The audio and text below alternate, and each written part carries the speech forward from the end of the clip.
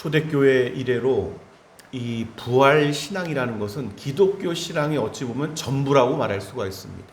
가장 핵심적인 그러한 이 내용이고 또 핵심적으로 많은 이들의 신앙 가운데 이 정수로 이 자리했던 이 그러한 신앙이 바로 이 부활 신앙입니다. 부활 신앙. 그런데 이제 최근 들어서 이 부활 신앙이라는 것이 부활절에만 뭐 한두 번 이렇게 강조가 되고 평소에는 많은 부분에 좀 잊혀지는 또 사람들로 자주 상기하지 않는 어떤 그러한 내용이 되고 말았습니다. 근데 우리가 오후에는 이제 계속 우리가 계시록을 이어서 쭉 살펴보고 있지만 마지막 이 계시록의 마지막 때에는 이 부활과 아주 필연적인 상관성이 있기 때문에 오늘 다시 한번 우리가 부활에 대해서 다시 한번 상고해 보자 하는 것이죠. 그 연관성 때문에. 먼저 이제 부활이라는 것은 어떤 것인가 하면은 가장 먼저 우선 염두에 두어야 하는 것은 뭐냐면 영원성에 대한 것입니다. 영원성. 썩을 것, 썩지 아니할 것, 이 부분이 여러 번 반복되는 이유는 무엇이냐면은 영원성에 관계된 부분이 이제 부활이기 때문에 그렇습니다. 영원성. 그러니까 육신으로는 지금 우리가 이 썩어 없어질, 썩게 될, 다시 접어야 하는 그런 어떤 한시적인, 임시적인 이 텐트에 거하게 되는 것이죠, 지금 현재. 근데 이것을 이제 벗어버리고 영원하게 거하게 될 그것을 입게 되는 것, 이것이 이제 부활이다 하는 겁니다. 부활이다. 그리고 육신만 이제 새롭게 되는 것이 아니라 이 육신은 시간과 공간의 제약을 받는 것이로되 새롭게 입게 될 부활은 시간과 공간 또한 전혀 제한을 받지 아니하는 그러한 몸이다. 그것이 이제 영원성에 관계되는 것입니다. 영원성. 시간성에서 영원성으로 변화되는 것이죠. 영원이라는 어떤 이 개념 자체가 이 땅에서는 여러분 많은 생각을 정말 해봐야 됩니다. 익숙하지 않은 개념이에요. 늘 한시적이고 임시적이고 하루아침에 뭐 변화되고 자꾸 그러한 어떤 이 시간의 세계 속에 있기 때문에 이 영원성이라는 것은 익숙하지 않은 개념인데 이 하나님의 사람들 또 천국의 시민권을 가진 이들은 영원성이라는 어떤 개념에 갈수록 점점 익숙해져야 할 줄로 믿습니다. 할렐루야. 익숙해져 가야 돼. 점점 익숙해져야 가야 됩니다. 왜냐하면 이미 이제 영적으로는 우리가 지금 육신은 여전히 제약을 받고 있되 이 영적으로는 이미 그 영원이 시작이 되었기 때문에 그렇습니다. 이미 시작이 된 거예요. 아들의 나라로 이미 옮겨졌습니다. 할렐루야. 이제 우리가 이 육신에 대한 부분, 나중에 입게 될 몸, 이러한 부분에 대해서 이제 좀 더 깊이 우리가 이해하고 상고하면 더 힘도 날 수가 있고 또 소망이 있고 이 부활에 대한 소망이 그런 것이란 말이죠. 어찌하든지 빨리 내가 참여하고 싶다는 어떤 소망. 이것은 사도 바울 역시 가지고 있던 큰 소망이었습니다.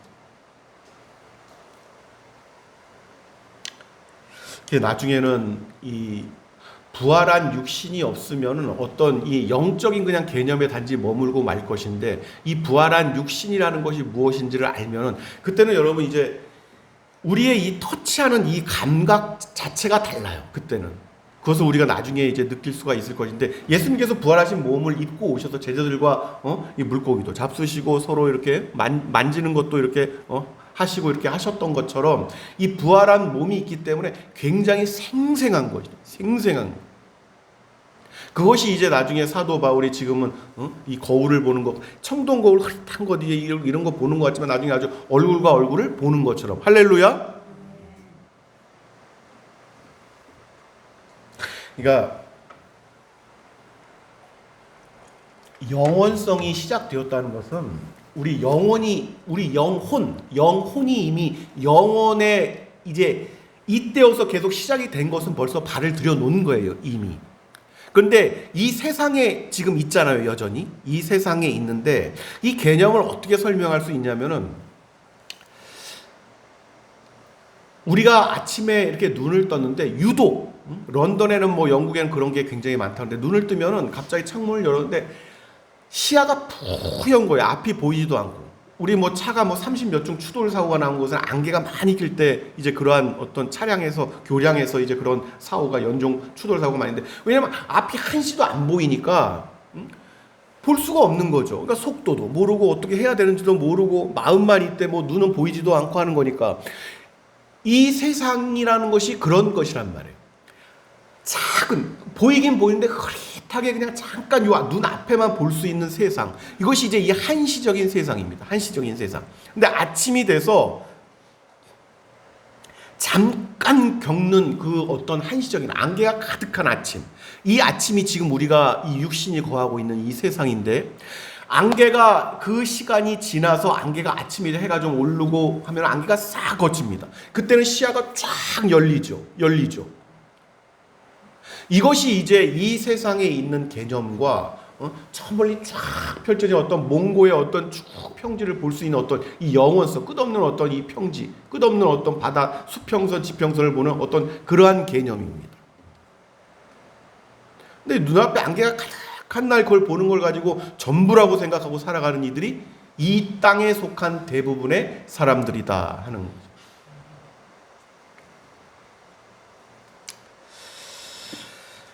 인생은 이제 아침에 눈을 떴더니 이제 태어나는 것이고, 안개가 가득한 이 땅, 이 아침에 잠깐 머물다가 안개가 거치면 떠나는 그것이 바로 인생이다. 너무너무 짧은 한시적으로 잠깐 뭐 눈앞에 이렇게 아른아른 잠깐 보이는 그러한 세상을 잠깐 맛보고 떠나는 것이 사실은 인생 전부다 하는 것이죠. 성경에는 자꾸 안개에 이렇게 비유를 하고 아침 이슬과 비유를 하고 이제 이러한 말씀을 자주 이제 하는 이유가 바로 거기에 있는 것입니다. 우리의 이해력을 돕기 위해서 그렇게 표현을 하시는 것이죠. 우리가 야고보 4장 14절 말씀을 보면 이렇게 말씀을 하잖아요. 내일 일을 너희가 알지 못하는도다. 안개가 거치고 난 다음에 무슨 일이 있는지를 알지 못하는 거야. 못 보니까. 너희 생명이 무엇이냐? 너희는 잠깐 보이다가 없어지는 안개니라. 이 말씀이 이제 그 내용이란 말이에요. 이 말씀. 우리가 여러분 이제 그러한 이후 안개가 거치고 난 다음에 이 영원토록 믿게 될 그 몸에 대해서, 그 부활에 대해서 이제 먼저 상고를 해보자고 하면은 그 뿌리가 어디에 있는 거 아니? 바로 우리 주 예수 그리스도에 있습니다. 예수 그리스도. 예수 그리스도께서 잠자는 자의 첫 부활이 되셨던 것이고, 사람이 하나님께서 우리를 의도하신 목적에서 벗어난 존재가 되었어요. 그것이 이제 죄 때문에 그렇게 된 것이고, 이 죄의 문제는 필연적으로 사망과 직접적인 관계가 있기 때문에 이 사망이라는 것은 반드시 해결을 해야 될 문제입니다. 우리가 이 부활에 대해서 앞서서 이 사망의 문제가 해결이 안 되면 육신과 영혼이 다 죽는 문제가 이 사망이기 때문에 사망의 문제가 해결되지 않으면 부활은 전혀 다른 이야기가 됩니다. 우리가 이 만질 수 없는 허상이 되어버리고 만다는 말이에요. 그래서 부활에 대한 것을 우리가 이해하기 전에 반드시 해결되어야 할 문제는 무엇이냐면 사망입니다. 근데 사망이 왜 따라오는 거 하니? 그 앞서 우리가 이해를 하는 죄 때문에 사망은 따라오는 것이다. 이게 죄의 삭은 사망이다 하는 것이죠. 그렇다면 어떤 문제가 해결돼야 되면 첫 번째 문제가 해결이 돼야지만 이 부활이 나중에 이어지는 거예요. 그 첫 번째 문제가 무엇입니까? 죄다. 죄의 문제. 그 예수님께서 이 땅에 오신 것은 그래서 죄와 이 부활까지 예수님께서 쭉 그냥 고속도로를 뚫어 놓으신 거예요. 죄의 문제가 해결이 되면은 우리가 그 대천에서 해저 터널을 지나갔지만 해저 터널이 없으면 어떻게 바로 갈 수 있는 방법이 없잖아요. 배를 타고 어떻게 이렇게 가야 되는 것인데, 어찌됐든 그냥 단시간에 그걸 쭉 그냥 뚫고 그냥 통로로 뚫고 들어가는 그 문제. 죄에서 부활로 옮겨지는 이 존재가 돼. 예수 그리스도께서 이 땅에 오신 이유가 바로 그거란 말이죠. 그러니까 죄의 문제를 해결하기 위해서. 죄의 문제를 왜 어떻게 우리 인간으로서는 더 이상 어찌할 수 없는 문제인 거예요. 이 죄는. 그러니까 죄를 극복하기 위해서 뭘 수행을 하고 지금 이 시간에도 곡기를 끊고 죄의 문제 뭘 다 내려놓고 다 비우고 어쩌고 해가지고 죄의 문제 많이 있단 말이에요. 인도를 가면 아주 수십 학파 모든 이 땅의 종교들 힌두교부터 무슨 죄의 문제를 해결할 수 있다면은 여러분 예수 그리스도께서 직접 해결하실 필요가 없었다니까, 인간이. 그 수천 년의 시간이 필요가 없었고,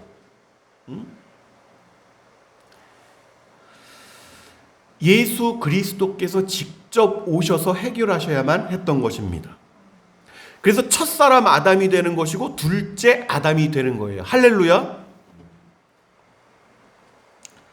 이게 필연적으로 치러야 되는 이 사망의 대가가 이게 어떠한 참담하고 정말 말로 다 할 수 없는 참혹함이라는 것을 이해하지 못하면 예수 그리스도의 복음이 그렇게 크게 다가오지 않습니다. 영원성이기 때문에 그 영원성, 여러분, 영원히 단절되는 거라니까요. 하나님과 내가 아무리 사랑해도 갈 수도 없고, 그 부자와 나사로처럼 깊은, 우리가 이해할 수밖에 없는 것이 깊은 골이 있어서 넘어갈 수도 없고, 이렇게 얘기를 하는데 갈 수도 없어요. 나중에 후회해도 어쩔 수가 없고. 그게 이제 죄와 사망의 문제가 바로 그것이란 말이죠.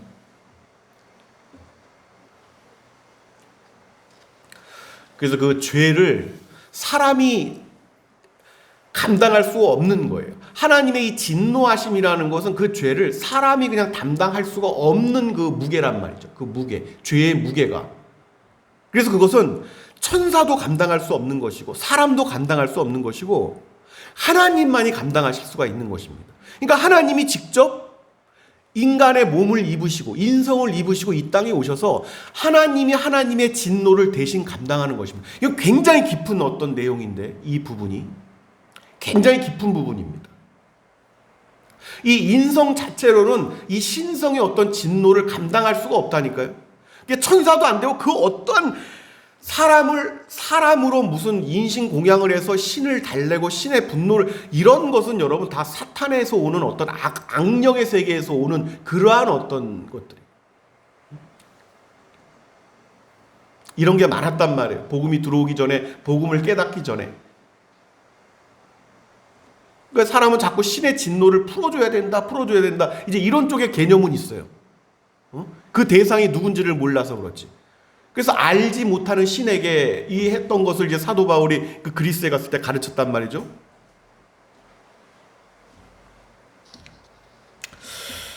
그러니까 이 모든 것은 왜 그런 거 아니에요? 예수 그리스도께서 이 땅에 오셨는데 친히 우리와 똑같은 인성을 입으시고 이 땅에 오셨단 말이에요. 왜 그러냐면 우리의 머리가 되시기 위해서 그랬습니다. 할렐루야. 예수 그리스도의 머리 안에 그 지체가 하나의 이제 그리스도의 몸을 이루게 되는 것인데, 그 몸을 이루게 되는 것, 이것은 영원성에 관련된 부분입니다. 그래서 예수 그리스도 안에 들어가면 그 영원성 안에 들어가게 되는 거예요. 할렐루야. 그 예수 그리스도 몸 안에 들어가는 것입니다. 그래서 예수 그리스도께서 첫 부활의 열매가 되신 거예요. 우리를 대표해서. 할렐루야. 그래서 그것은 당연한 겁니다. 그래서 그 안에 들어가면은 이 나무에 어떤 열매가 맺는데 첫 열매가 무슨 석류야, 첫 열매가 앵두야. 그러면은 이후에 달리게 그 열매들은 안 보고도 알 수가 있어요. 그 다음에 뭐가 달리겠어요? 그 첫 열매가 똑같은 것들이 달리는 거예요. 할렐루야. 그게 첫 열매의 개념이란 말이죠. 첫 열매의 개념이 바로 그것입니다. 이게 부활이 그렇단 말이에요. 부활이.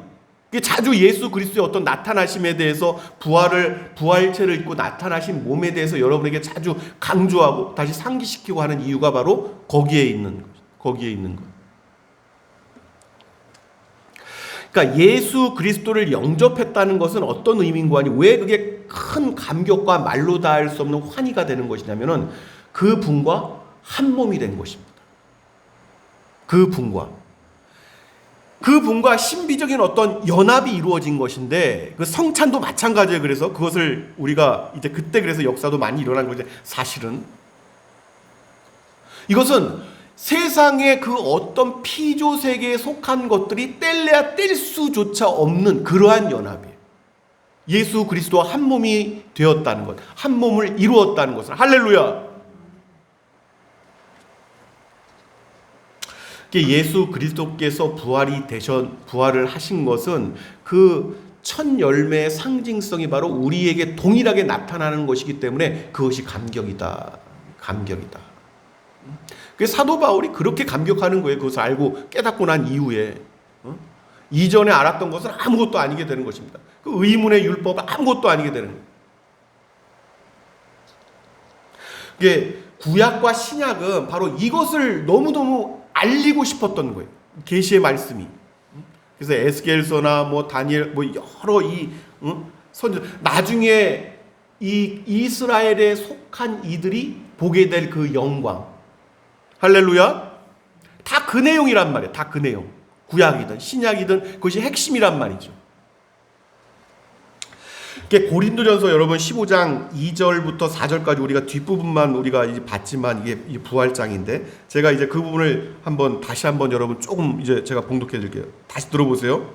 너희가 만일 이 부활을 모르면 너희가 만일 내가 전한 그 말을 굳게 지키고 헛되이 믿지 아니하였으면 그로 말미암아 구원을 받으리라. 내가 받은 것을 먼저 너희에게 전하였노니 이는 성경대로 그리스도께서 우리 죄를 위하여 죽으시고 이 죄 문제가 해결된 거예요. 장사 지낸 바 되셨다가 성경대로 사흘 만에 다시 살아나사. 할렐루야. 이게 그렇게 연결이 된단 말이죠. 그러니까 세상은 성경 말씀대로 죽으셨다 살아나시고 뭐 이 다시 사망이 극복이 되고 그것이 부활로 이러한 내용은 여러분 이해할 수가 없어요. 전혀 알 수도 없고 이해할 수도 없고 그냥 안개가 자욱한, 다른 말로 모세의 수건이 덮인 이제 이러한 것이란 말이죠. 그러니까 육은 영에 속한 일들을 전혀 알 수 없습니다. 어렴풋하게 아주 조각난 어떤 아주 수만 개의 어떤 조각난 퍼즐이 어디에 이렇게 끼워 맞춰야 되는지도 알 수도 없고 어렴풋한 그냥 안개처럼 푸연 흐릿한 이제 이런 거란 말이죠. 세상은. 그래서 그 대상이 누군지도 모르고 그 대상을 찾아 헤매는 거예요. 대상을.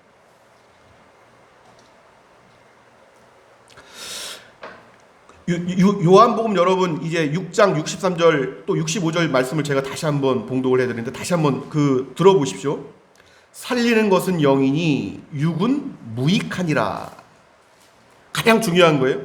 내가 너희에게 이른 말은 영이요 생명이라.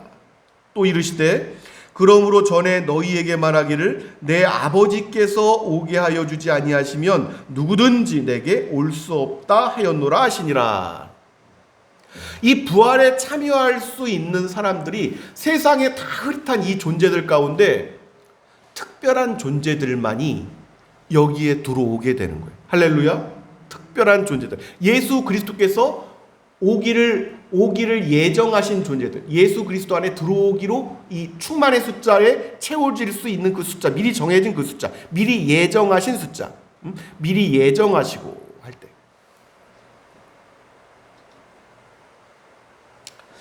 그러니까 예수님이 이 땅에 처음 오셨는데 이제 대부분이 다 하늘에 속한 말씀하신 전부 하늘의 신령한 비밀을 말씀을 하시는 건데 오셔서 이 내용이 이 육에 속한 자들의 관심은 그냥 한 가지밖에 없어요. 땅에서 먹고 사는 일들에만 관심이 있습니다. 예수님께서는 하늘에 속한 일들을 말씀하시려고 땅에 속한 일들의 어떤 기적과 이적을 이렇게 베푸셨던 것이거든요. 이것을 이해시키기 위해서. 근데 땅에 속한 이들은 여기에는 관심이 없고 이것을 이해시키기 위해서 기적과 이적을 일으키시기도 하시고 뭐 말씀하셨던 것인데 여기에는 관심이 온통 여기에만 마음을 빼앗깁니다. 기적과 이적이 자기를 통해서 이루어져서 잘 먹고 잘 살고 잘 누리는 것. 그냥 여기에만 온통 관심이 있는 거예요. 예수 그리스도를 따르게 된 가장 사람들의 육에 속한 이들의 특징은 오병이어의 기적입니다. 오병이어의 기적을 보고 먹고 살만하겠다는 거예요. 예수를 쫓아다니면은 먹는 것 걱정은 없겠구나 최소한.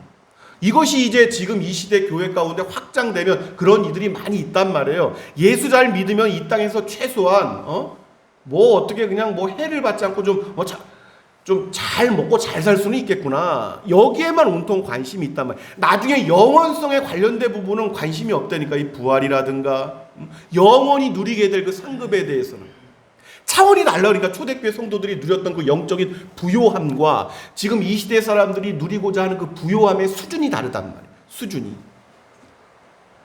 그러니까 우리가 이 자리에 몇 명이 모였든 간에 우리가 알기를 원하는 것은 그 영원성에 대한 부분입니다. 할렐루야.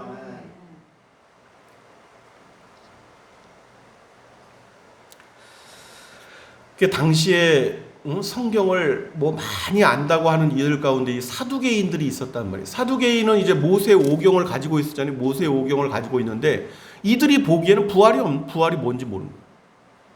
그러니까 하나님의 말씀을 안다고 해도 일부분만 가지고 있고 일부분만 알면은 부활을 모릅니다. 그 진리가 온전하게 해저 터널을 뚫고 지나가는 이 통쾌한 어떤 하나의 땅에서 하나의 다른 땅으로 그냥 옮겨가는 거야. 이 통로만 지나면은 마치 이제 비유를 하자면 그런 거 아니겠어요? 이것을 모르는 거예요. 알 수도 없는 거예요. 오경을 가지고 있는데 사두개인들은 부활은 없다 이렇게 얘기하는 거예요. 부활은 없다.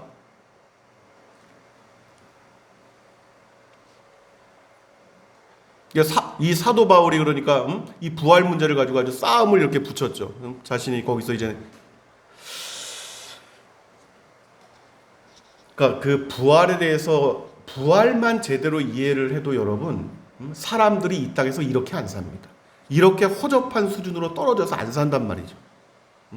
부활만 이해를 해도 내가 입게 될 부활이 무엇인지만 알아도 이 수준 낮게 안 산단 말이에요. 이 땅에서 최소한의 하나님이 바라시는 기본적인 것들을 하고 살지 이렇게 아주 처참한 수준으로 떨어지지는 않습니다. 부활을 이해하지 못하기 때문에 여전히 그렇게 살아가는, 여전히.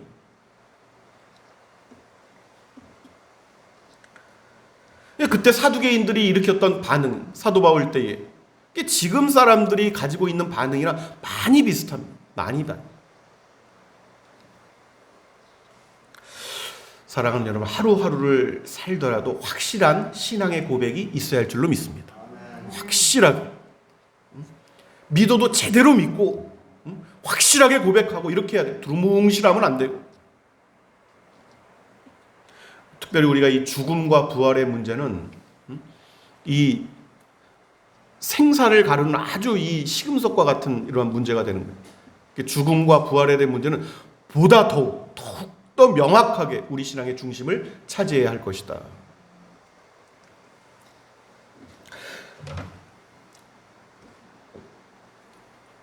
예수 그리스도께서 이 땅에 오시기 전과 오시기 이후가 확연히 달라졌습니다.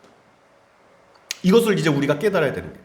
구약의 성도들과 교회 시대의 성도들이 확연히 달라지게 된 부분이 있어요. 그건 무엇인 거 아니?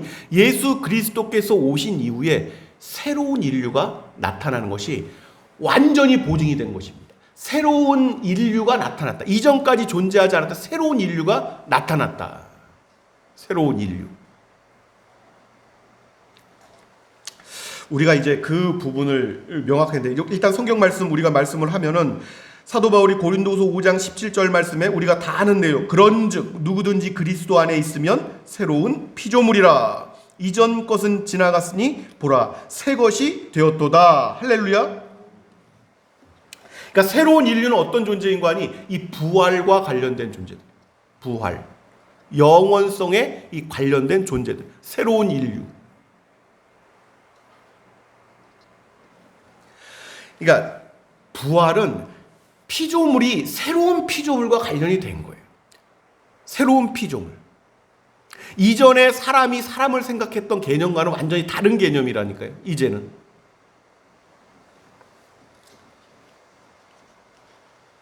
그러니까 예수님께서 이 땅에 오셔서 그 많은 것들을 해결하신 이유는 새로운 존재로 새로운 어떤 이 존재로서의 영원성에 기인된 것입니다. 새로운 존재로 그 영원의 어떤 영원성으로 옮기고자 하심. 이것이 이제 목적이란 말이죠. 예수님께서 이 땅에 오신 목적. 할렐루야. 이제 이것을 모르면 예수 그리스도께서 오셔서 성취하신 일이 무엇이고 완전하게 끝내신 일을 이해하지 못하면 여기저기 그리스도와 메시아라 하는 소위 말도 다 할 수 없는 그런 인간들 쫓아다니고 여기 쫓아다니고 저기 메시아가 있다고 하면 절로 가고 여기 메시아가 있다고 하면 절로 가고. 성도들 가운데 근데 이렇게 질문할 수가 있죠. 그렇다면 부활인데 이 부활은 이전에 우리가 지금 입고 있는 이 몸과 어떻게 다른 것입니까? 완전히 다른 것입니까? 그럼 이전에 이 사람이라는 어떤 인격과 새로 있게 될 이 사람의 인격은 전혀 또 다른 존재입니까? 뭐 이런 질문을 할 수가 있단 말이죠. 사도 바울이 이제 이러한 질문들에 대해서 이렇게 말씀하는 거를 육신에 대해서 먼저 이제 두 가지를 구별해서 말씀을 하고 있는데, 우리가 지금 있게 될 몸, 그리고 나중에 우리가 입게 될 몸, 이제 그 내용을 오늘 이렇게 쭉 이제 오늘 말씀하고 있는 게 오늘 주신 말씀의 내용들은. 근데 이 첫 번째 우선 말씀을 드리자면은, 지금 입고 있는 이 몸과 나중에 우리가 입게 될 그 몸은 전혀 알아볼 수 없는 무슨 완전히 이질적인 그러한 것이 아니라 일종의 어떤 연관성은 가지고 있습니다. 연관성은 가지고 있습니다. 연속성을 가지고 있단 말이에요. 쉽게 얘기하면. 그런데 다른 한편으로는 또 불연속성이 있습니다. 이게 좀 이해하기 쉽지 않은 개념이죠. 이제 그 내용을 우리가 한번 보는 건데, 왜 그런 거 아니? 첫 번째, 지금 이제 우리가 입고 있는 몸은 누구의 몸과 가장 큰 관련성을 갖고 있냐면, 첫 번째 아담이 입었던 몸과 관련성을 가지고 있습니다. 지금 우리가 입고 있는 이 몸. 근데 이제 그 아담이 입고 있던 이 시대에는 이 자연 환경이 지금과 같이 그렇지 않았단 말이에요. 이 산소의 어떤 농도라든가 이 산소 포함도라든가 여러 가지 공기의 어떤 깨끗함이나 이런 것들이 사람의 수명이 지금보다는 훨씬 오래 장수할 수 있을 만한 아주 깨끗하고도 아주 좋은 환경이었음에도 불구하고, 이 육신은, 우리가 입고 있는 이 육신은 아담이 입었던 그 육신에 속한 육신입니다. 그런데 나중에 이제 우리가 또 입게 될 그 몸은 예수 그리스도를 이제 우리가 보십시오. 예수 그리스도를 보면 우리가 알게 돼요. 예수 그리스도가 나타나니까 예수 그리스도를 바로 알아보는 사람이 있고, 또 예수 그리스도이신지 알지 못하는 사람도 있었어요. 우리가 이해하죠? 엠마오로 가는 두 제자가 예수 그리스도를 당장 못 알아본 것처럼 그러한 어떤 이 불연속성도 있지만, 연속성은 주시다, 또 보고 주님이시다. 예수님께서 제자들이 막 부활하신 것을 확인하기 전에 다 이 방에 그냥 한 데서 모여서 갇혀서 문 꽝꽝꽝 다 닫고 로마 군인들이 이랬댔을 때, 예수님께서 갑자기 나타나셨을 때 제자들이 봤던 그 모습, 사도 요한이 계시록에서 우리 주님을 봤을 때 그 모습, 이제 어떤 연속성도 있는데 불연속성도 있다. 우리가 나중에 그러면 서로 못 알아보면 어떡하죠? 여기서 우리가 서로 인연을 가지고 우리가 성도로서 울고 웃고 보낸 세월이 있는데, 우리가 나중에 천국에서 못 알아보면 어떡하죠? 이렇게 되면 전혀 다른 어떤 존재가 라는 얘기인데, 그렇지 않단 말이죠. 서로 충분히 알아볼 수 있고. 할렐루야. 그 이제 내용을 우리가 이제 보면, 오늘 이제 그 47절, 48절 말씀이 이제 그 내용이에요. 첫사람에 속한 몸, 두 번째 아담에 속하게 될 몸인데, 그 내용이 첫사람은 땅에서 났으니 흙에 속한 자이거니와 둘째 사람은 하늘에서 나셨느니라. 무릇 흙에 속한 자들은 저 흙에 속한 자와 같고, 무릇 하늘에 속한 자들은 저 하늘에 속한 이와 같으니. 이렇게 말씀합니다. 할렐루야. 우리가 입게 될 이 부활의 몸은 나중에 이 하늘에 속하지 않을 자들은 전혀 입을 수도 없고 아주 알 수도 없는 그러한 몸, 흙에 속할 자들, 나중에.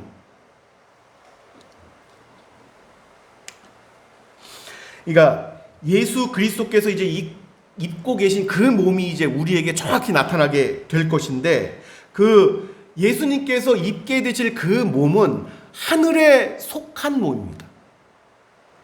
땅에 속한 것은, 땅은 이 땅에 썩어 없어질 것들에 이 속한 세계는 썩어 없어질 것들을 입고 있는 거예요. 지금 이것은. 그래서 썩게 될 것, 썩어 없어질 것이고, 하늘의 영원하고 신령한 것은 썩지 아니할 세계인데, 썩지 아니할 세계에 들어갈 자들은, 썩지 아니할 세계에 속한 자들은 썩지 아니할 몸을 입게 될 것이다. 할렐루야.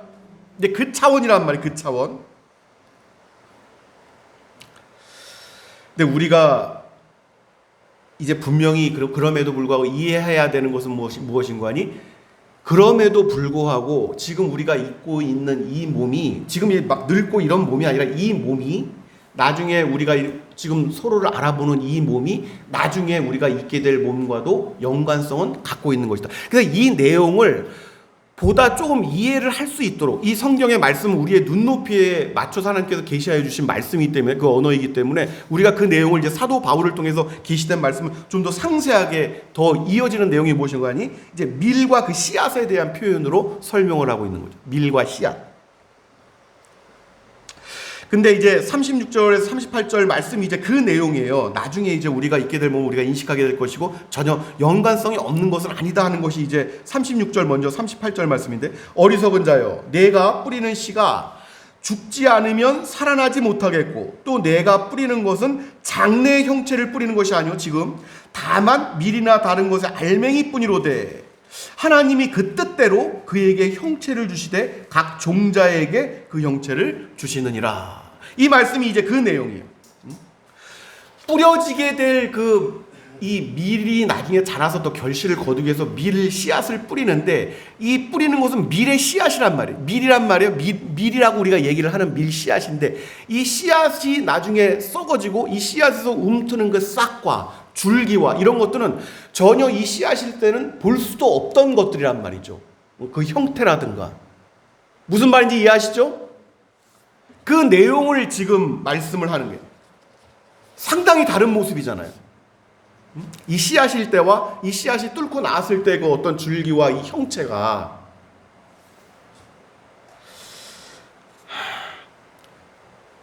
밀의 씨앗을 보고 밀의 씨앗을 뿌렸는데 이 씨앗이 근데 그 형체가 전혀 이 씨앗은 없어지고 이 씨앗에 움이 터서 이렇게 자란 것인데 이것은 무엇이라고 하면 이것도 밀이라는 거죠. 형체는 바뀌었을 때 이것도 밀이란 말이죠. 그런데 그 형체는 상당히 다르다. 상당히 다르다. 이전의 것과. 우리가 다음 시간에 우리가 이 내용을 자주 우리가 이러한 시간들의 부활에 대해서 우리가 꼭 부활절이 아니라도 우리가 자주 계시록을 보면서도 그렇고 나중에 자주 좀 더 상고하는 시간을 갖도록 하겠지만 시간이 좀 많이 지난 관계로 우리들 남은 인생에 주어진 여정길에서 자주 이 부활에 대해서 더 깊은 그런 사모함의 은혜가 함께 하시길 예수 그리스도의 이름으로 축원합니다.